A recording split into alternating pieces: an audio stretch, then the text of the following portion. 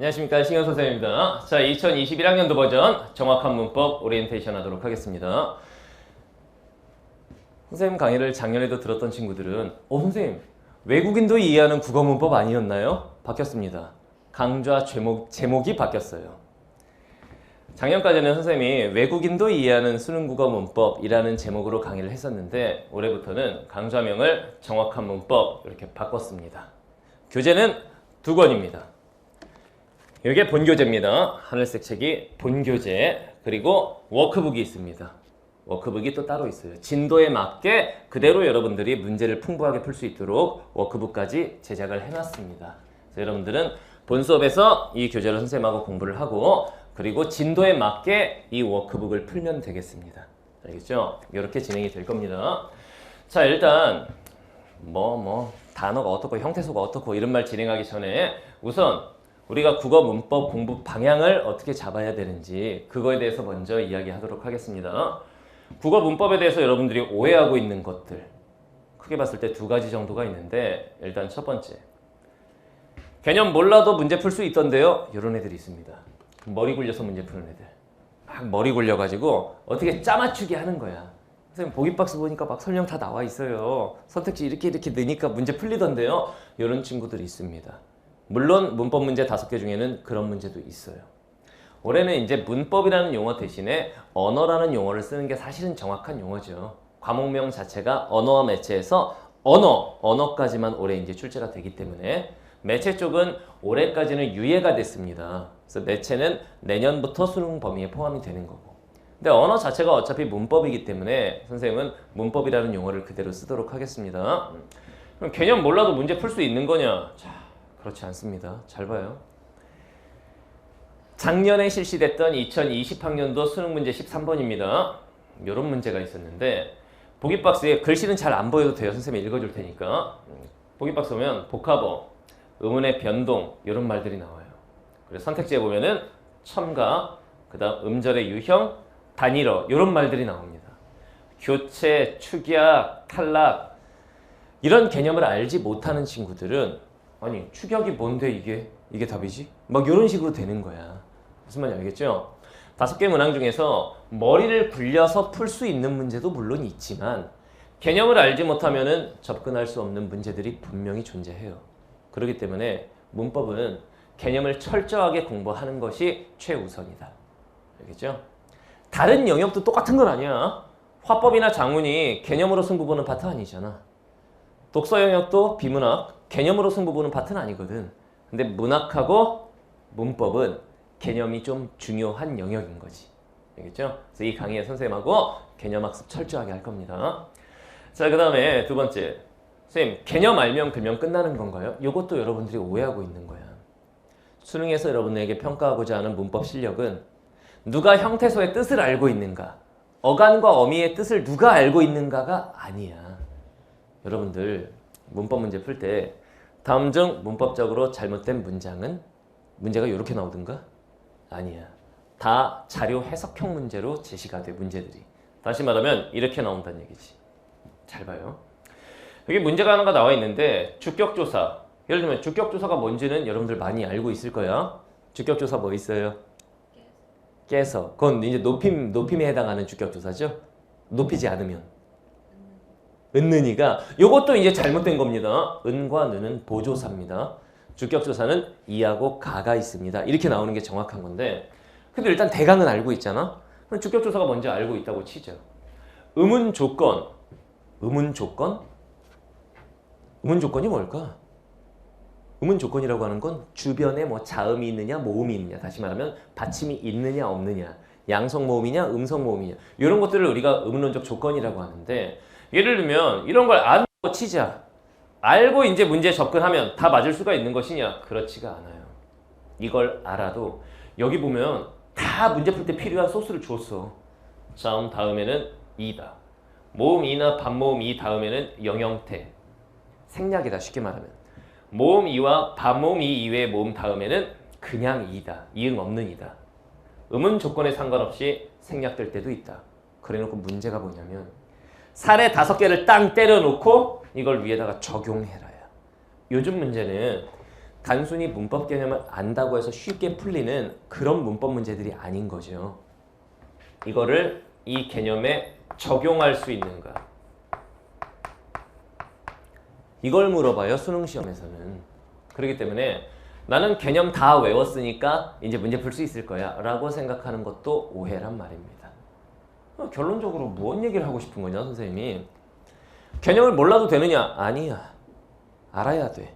뭐 개념만 알면 되느냐? 아니야. 그걸로는 다 맞을 수가 없어. 이 두 얘기를 하는 거야, 지금. 결론은 이겁니다. 결과적으로 문법을 잘하려면 수능 시험장에서 5개의 문법을 다 맞추려면 어떻게 해야 되느냐? 이렇게 해야 돼. 일단 개념학습 철저하게 하고, 그리고 실전 적용 능력을 갖춰야 됩니다. 내가 배운 개념을 보기박스에 적용해서 자료를 해석해서 문제를 풀어낼 수 있어야 돼. 이 두 가지 능력을 다 갖춰야 우리가 얘는 문법 실력이 있는 애구나 라고 말할 수가 있게 되는 거야. 그래서 문법이 공부하기가 좀 지랄 맞아요. 문법은 이런 거지. 공부할 때는 굉장히 좀 괴로울 수도 있어. 여러분들 문법 다 알고 있어 이미. 선생님 저는 공부 안 했는데요. 그래도 알고 있어. 왜냐? 우리가 문법이 이미 다 몸속에 녹아있기 때문에 이렇게 한국어를 자유자재로 구사할 수 있는 거거든. 여러분도 어른 만날 때 높임법 안 쓰냐? 쓰잖아. 할머니한테 밥 먹었어? 이렇게 안 하지. 식사하셨어? 이렇게 하잖아. 이거 다 아는 거야. 우리 다 아는 거야. 그 문법을. 근데 문제는 그걸 이제 학문적으로 쪼개가지고 배우다 보니까 애들 입장에서는 내가 이런 걸 왜 공부해야 되지? 이런 생각이 들 수도 있고, 그 다음 두 번째, 용어 자체가 우리가 밥을 먹는다 할 때 막 어간과 선어만 어미와 어미를 구별해 가면서 머릿속으로 생각해서 말하냐? 안 그렇잖아. 그런데 공부를 할 때는 그런 걸 세세히 구별해 갖고 하다 보니까 그런 용어 자체가 싫은 거야. 우린 용어 신경 안 쓰고 먹었다, 먹는다, 먹을 것 뭐 이렇게 말을 하는데 그걸 막 선어만 어미 이런 용어를 써버리니까 그냥 그게 싫은 거야, 여러분들은. 그런 용어 자체가. 그리고 세 번째, 지루한 거야, 문법이. 그런 용어부터 시작해가지고 막 아우 짜증나 이렇게 돼버리는 거야. 이거 하나 잘 들으세요. 국어 공부 영역이 여러 가지가 있잖아. 화법, 작문, 문법, 문학, 비문학이 있다고 했을 때 공부의 효율성 측면에서 가장 높은 영역이 문법입니다. 왜냐? 국어 영역에서 유일하게 시험 범위가 정해져 있습니다. 문법만. 예를 들면 시, 너 내년에 올해 이제 수능 볼 거잖아. 시 뭐 나올 거 같니? 그걸 네가 맞추면 너 잡혀가요. 이거는 몰라 뭐 나올지는. 우리가 소설 뭐 나올지 어떻게 알아 우리가. 비문학, 예를 들면 사회지문이라고 치면은 정치, 경제, 사회, 문화 뭐 여러 가지 지문 중에서 하나가 나올 수 있는데 뭐 나올까? 그걸 우리가 어떻게 알아? 예를 들면 비문학에서 법지문이 나온다 치자. 뭐와 관련된 법지문이 나올지는 우리는 모른단 말이야. 그런데 문법은 이미 나올 게 정해져 있습니다. 그러니까 다른 거는 뭐 나올지 생각해보면 어떻게 알아? 이렇게 되는데 문법은 뭐 나올지 생각하면 의문 파트에서, 그리고 단어 파트에서, 문장 파트에서, 문법 요소 파트에서, 중세국어 문법 파트에서 어떤 것들이 나오겠구나. 이게 정해져 있는 거야. 그래서 공부의 효율성 측면에서 보면 가장 높은 파트가 문법이에요. 단적으로 이런 얘기 하나 할게요. 문법 5개 다 맞지 못하면 1등급 못 받을 거야. 왜냐면 시험 범위가 정해져 있는 걸 다 맞지 못한다. 그러면 시험 범위가 뭔지도 모르는 나머지는 어떻게 할 거냐 이거지. 그죠? 그래서 1등급 맞는 친구들의 특징이 뭐냐면 문법을 빠르게 풀면서도 다 맞춰버리는, 이게 기본인 겁니다. 알겠어요? 그래서 선생님하고 배우면서 문법은 효율성 측면에선 대박이다. 공부하면 나오니까 이런 마인드로 접근을 하도록 합시다. 우리. 알겠지? 자, 이 강의의 목표는 이겁니다.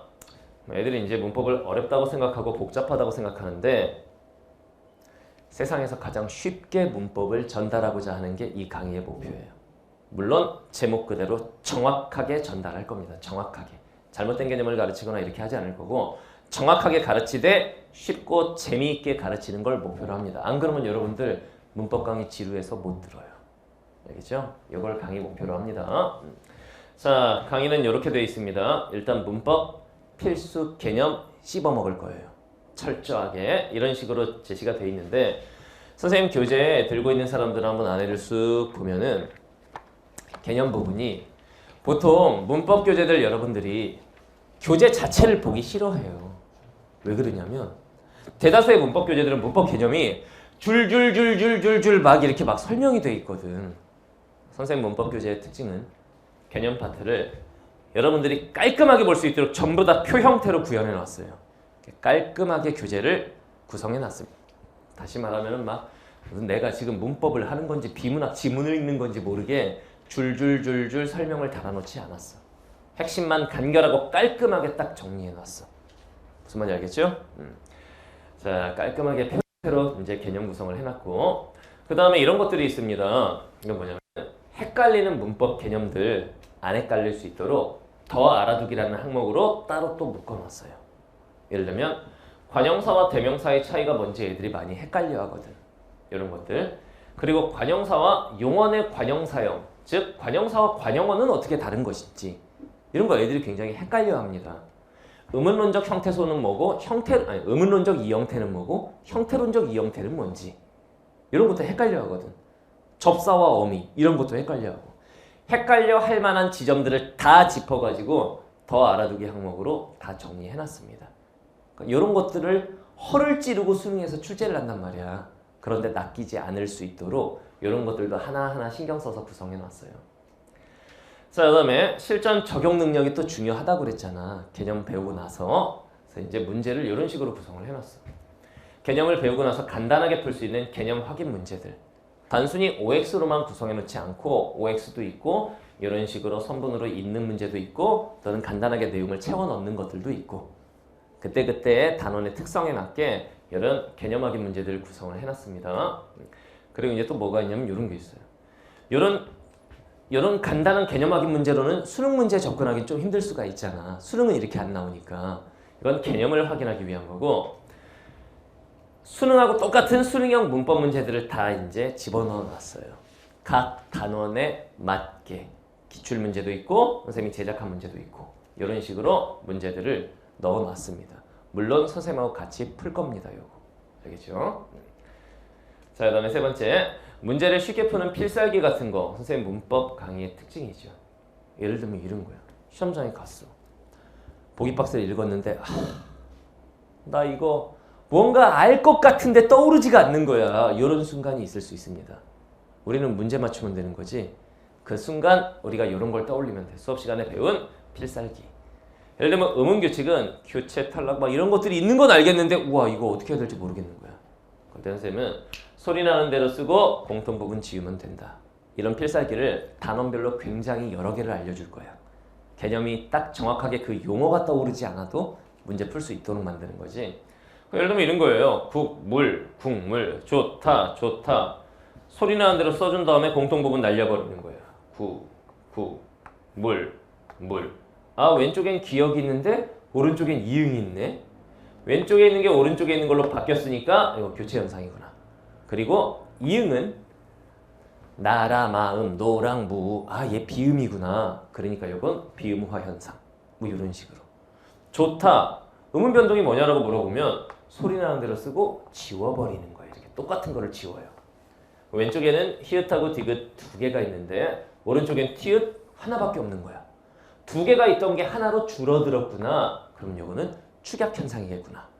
그리고 티읕은 거센 소리니까 이거는 거센 소리 되기겠구나. 이런 식으로 시험장에서 바로 적용해서 개념이 기억나지 않아도 문제는 풀 수 있도록 하는 그런 필살기들을 수업 시간에 여러 가지를 알려드릴 겁니다. 선생님 수업의 특징은 물론 문법은 암기할 요소가 있는 게 사실이에요. 근데 단순히 어간, 용언이 활용할 때 변하지 않는 부분 이렇게 해서 시험장 가면 문제 못 풉니다. 그런 식으로 가르칠 게 아니라는 거야. 실전적으로 실전에서 문제를 어떻게 풀 수 있는지 거기에 적용할 수 있도록 그렇게 개념 수업을 진행을 할 겁니다. 자, 그다음에 네 번째, 각 단원 끝날 때에는 선생님 전매 특허 중에 하나죠. 마인드맵 개념 정리 여기 들어있어요. 그래서 내가 이번 단원에서 이런 것들을 배웠다. 여기에서 핵심적인 내용들, 문제 나올 부분들은 이런 것들이었다. 이런 것들 일목요연하게 여러분들이 볼 수 있도록 정리를 해놨습니다. 그러니까 수능 시험 직전에는 이 페이지만 이렇게 딱딱 뜯어서 시험장에 들고 가서 아침에 그냥 보셔도 됩니다. 알겠죠? 이렇게 문법 개념 한판 정리할 수 있도록 개념 정리를 다 해놨습니다. 마인드맵 정리를. 그리고 이제 문법 신유형 문제들. 문법에서 신유형이 뭘 말하느냐? 듣도 보도 못한 새로운 개념이 튀어나오는 것이냐? 그런 게 아니죠. 요즘에 문법 신유형이 뭐가 있어요? 지문형 문법 문제. 다시 말하면 보통 다른 문제들은 한 문제당 하나의 보기 박스, 한 문제당 하나의 보기 박스 이렇게 가는데 어떤 문법 문제는 두 개 엮어놓고는 길어요. 이렇게 나오는 것들이 있잖아. 그런 문제들 애들이 많이 틀려. 작년 수능에서도 실제로 11, 12번이 지문형 문법 문제였어. 엄밀히 말하면 문법 플러스 독서.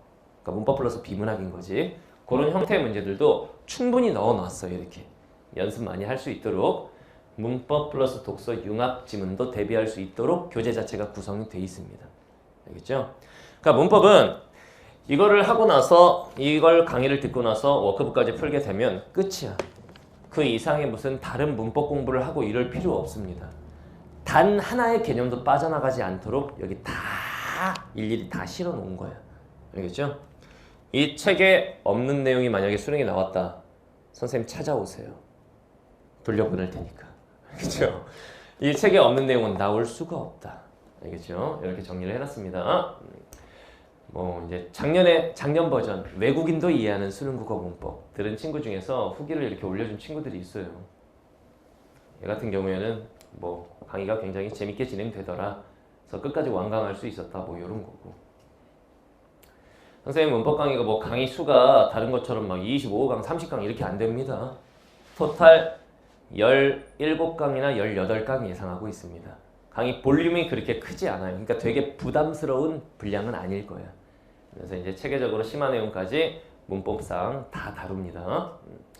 얘 같은 경우에는 이 강좌 듣고 기출문제 많이 풀어봤더니 거의 다 맞더라. 뭐 이런 얘기도 하고. 얘가 이제 잘 써줬던데 이 강의의 목적 중에 하나가 문법에서 시간 단축하기거든. 문법 5문제 시험장에서 몇 분 안에 풀어야 되느냐. 국제권이 문법 5개 시험장에 가면 몇 분 안에 풀어야 돼? 몇 분 안에 풀 예정이야 본인은? 모르겠어요. 보통 애들이 문법 5문제를 한 8분에서 9분 정도 잡고 갑니다. 그러다 보면 어떻게 되냐면 1교시 막 풀고 있잖아. 35번 풀면 종쳐요. 그러면 1교시 종칩니다. 그럼 그 해 수능도 종쳤네? 끝난 거예요. 이렇게 가면 큰일 나. 문법 5문제 우리의 목표는 5분 컷입니다. 5분 안에 5개 다 푸는 거. 그러니까 이 친구 같은 경우가 이 강의 다 듣고 워크북 풀고 항상 12분 정도 걸렸대요. 문법 호구입니다.